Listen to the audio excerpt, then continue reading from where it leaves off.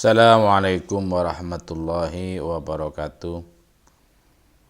Bismillahirrahmanirrahim. Subhanaka la ilma lana illa ma 'allamtana innaka antal alimul hakim. Rabbi shrah li sadri wa yassir li amri wahlul 'uqdatam min lisani yafqahu qawli.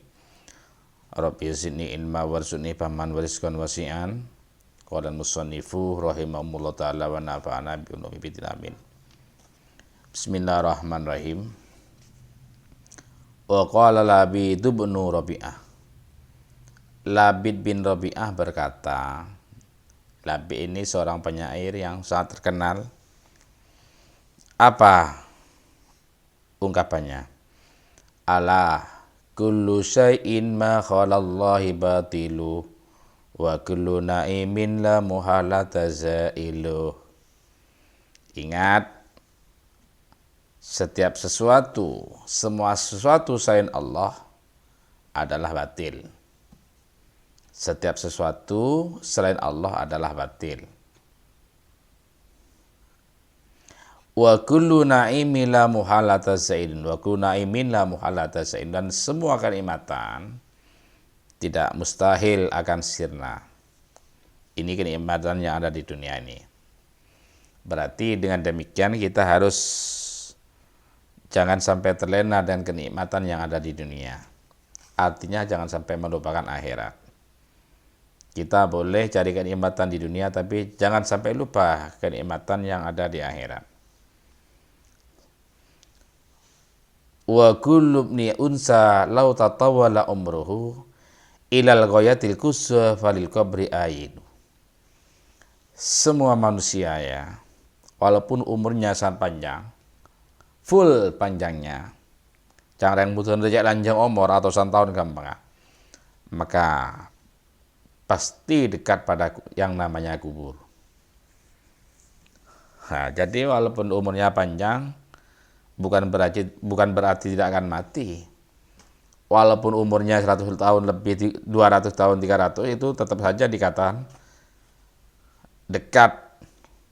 Maka dari itu Nabi Muhammad itu bersabda, di dunia ini bagian orang yang melintas di jalan. Bagaimana orang melintas di jalan? Tidak ada orang melintas sampai berjam-jam, bahkan sampai berbulan-bulan. Tidak ada. Singkat, namanya melintas. Melintas jalan, nyebrang embong. Ika ima barang nyebrang embong nika sampai jam-jam bulan. Cepat. Begitu juga kita yang ada di dunia ini. Walaupun umurnya panjang, sangat panjang, tetap saja itu cepat. Wa kullu mri'in yauman sayurafu sayuhu idza husilat indal ilahi hasailu. Semua orang suatu hari akan diketahui perbuatannya, akan diketahui kelakuannya, akan diketahui pekerjaannya. Idza husilat indal ilahil hasail, ketika didapatkan apa yang ia panen, apa yang ia hasilkan di sisi Tuhannya. Iya, kalau tidak kelihatan perbuatan di dalam dunia, tapi kelak akan tahu. Tetangganya semua tahu pekerjaan kita itu apa di dunia ini. Misalnya contoh begini. Ada seseorang di dunia ini pekerjaannya jelek, tapi tetangganya tidak ada yang tahu. Tidak ada yang tahu karena sembunyi-sembunyi. Tapi kalau di akhirat tetangganya tahu semua. Oh, ternyata itu dulunya terkenal pekerjaannya baik, ternyata tidak baik, ternyata terbongkar. Kelak di akhirat terbongkar. Jadi kehidupan ini bukan cuma di dunia. Hati-hati, walaupun kita tidak ada yang lihat pekerjaan kita yang jelek di dunia, tidak ada melihat saya Allah misalnya, tapi suatu saat nanti di hari akhir orang-orang akan mengenali kita. Apa yang kita lakukan pun diketahui. Wa ruwiya anna Nabiy sallallahu alaihi wasallam qala wa huwa 'alal mimbar. Ada apa? Diriwayatkan bahwa Nabi Muhammad SAW telah bersabda dan beliau sedang di atas mimbar. Apa kata Nabi Muhammad? Inna asy'arah kalimatin qalat hal arabu. Sesungguhnya kalimat yang paling menusuk, paling merasakan, paling berkesan adalah kalimat yang diungkapkan orang Arab. Apa itu? ala kullu syai'in ma khalallahi batilu. Ini hadis yang dikeluarkan Imam Al-Bukhari, hadis ke-3841. Di Sahih Muslim hadis yang ke-2256. Ala kullu syai'in ma khalallahi batilu. Ingat, semua sesuatu selain Allah itu batin. Summa ba'da hadzal i'tiqad al-iqrar bi syahadati bi anna Muhammadan Rasulullah ba'atsahu bi risalati ilal khalaiqi kafatan. Kemudian setelah i'tiqad ini, pengakuan dengan syahadah bahwa Nabi Muhammad adalah utusan Allah. Nabi Muhammad diutus oleh Allah untuk menyampaikan risalah kepada semua makhluk. Wa ja'alahu khatamal anbiya. Allah menjadikan Nabi Muhammad sebagai nabi yang terakhir, nabi yang paling ujung, yang paling akhir. Tidak ada nabi setelah Nabi Muhammad. Kalau ada orang yang mengatakan ada nabi setelah Nabi Muhammad, itu perkataan yang salah, fatal. Wa nasaha bi syari'atihi syari'ah. Dan Allah memansuh, menyalin syariat-syariat yang sebelumnya dengan syariatnya Nabi Muhammad SAW. Jadi syariat yang ada sebelum Nabi Muhammad itu dimansuh dengan syariatnya Nabi Muhammad SAW. Walaupun sumpamanya tidak sempurna, setelah ada syariatnya Nabi Muhammad disempurnakan oleh syariat Nabi Muhammad SAW. Contoh diantaranya ya, menikahi saudara kandung. Kalau dulu kan diperbolehkan, putranya Nabi Adam misalnya menikahi saudara kandung kan diperbolehkan, kemudian dimansuh oleh Allah melalui syariatnya Nabi Muhammad SAW. Wa ja'alahu sayyidal basari. Allah menjadikan Nabi Muhammad sebagai sayyidal basar, tuannya manusia.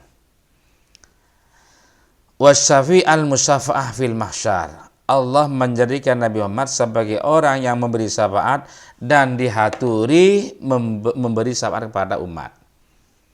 Nabi Muhammad adalah orang yang memberi syafaat dan juga oleh Allah diberi untuk menyemfaati pada orang. As-syafi' al-musyafa'. Pemberi syafaat dan diaturkan untuk mensyafaati pada yang lain. Fil mahsyarih, di hari mahsyar, di mahsyar kelak.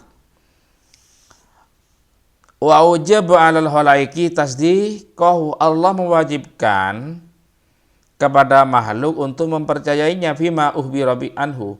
Semua yang diberitakan oleh Nabi Muhammad SAW. Ini kewajiban bagi umat ini. Allah mewajibkan pada makhluk untuk mempercayai semua berita yang diberitakan oleh Nabi Muhammad SAW. Min umri dunya wal akhirah, baik itu perkara akhirat maupun perkara dunia, baik perkara dunia maupun perkara akhirat. Pokoknya semua yang diberitakan oleh Nabi Muhammad SAW bagi semua makhluk diwajibkan untuk mempercayainya. Kalau tidak percaya ya secara otomatis ya dosa.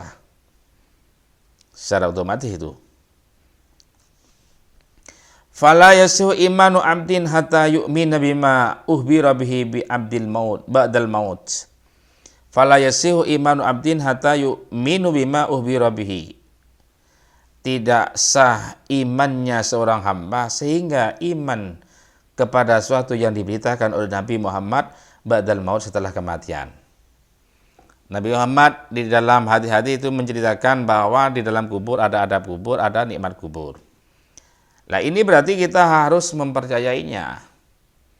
Tapi anehnya, termasuk ya anehnya, pencetus HTI itu justru tidak mempercayai adanya adab kubur. Justru tidak percaya, bahkan mengatakan haram kalau percaya ada adabnya kubur. Lah ini masalah berarti kan. Sangat berlawanan dengan pemahaman Ahlus Sunnah wal Jamaah. Lah ini kesalahannya HTI diantaranya ya ini, tidak mempercayainya adanya adab kubur. Padahal hadisnya sahih yang meriwayatkan tentang adanya adab kubur dan ada nikmat kubur itu. fala yasihu imanu abdin hatta yu'mina bima ukhbira bihi ba'dal maut min su'ali mungkarin wa nakirin, tentang pertanyaan malaikat mungkar dan malaikat nakir misalnya. Wa humma malakani min malaikatillahi ta'ala yas'alanil abda bi kubrihi anit tauhid wa risalah. Dan malaikat mungkar nakir itu keduanya malaikat dari malaikat Allah Subhanahu wa taala. Mereka berdua itu bertanya kepada hamba di dalam kubur tentang ketauhidan, tentang risalah. Wa yaqulan lahu man rabbuka wa ma dinuka wa ma nabiyuka. Dan mereka berdua itu bertanya, siapa Tuhanmu dan apa agamamu dan siapa nabimu. Nah, ini ditanya. Walaupun mungkin tidak semuanya orang yang di dalam kubur itu ditanya. Tapi paling tidak ya kita harus mempercayainya bahwa ada malaikat mungkar nakir yang bertanya di dalam kubur atau di alam barzah itu, walaupun tidak semuanya akan ditanya. Tapi kita harus percaya bahwa mungkar nakir itu bertanya pada mayit di alam barzah. Wallahu alam.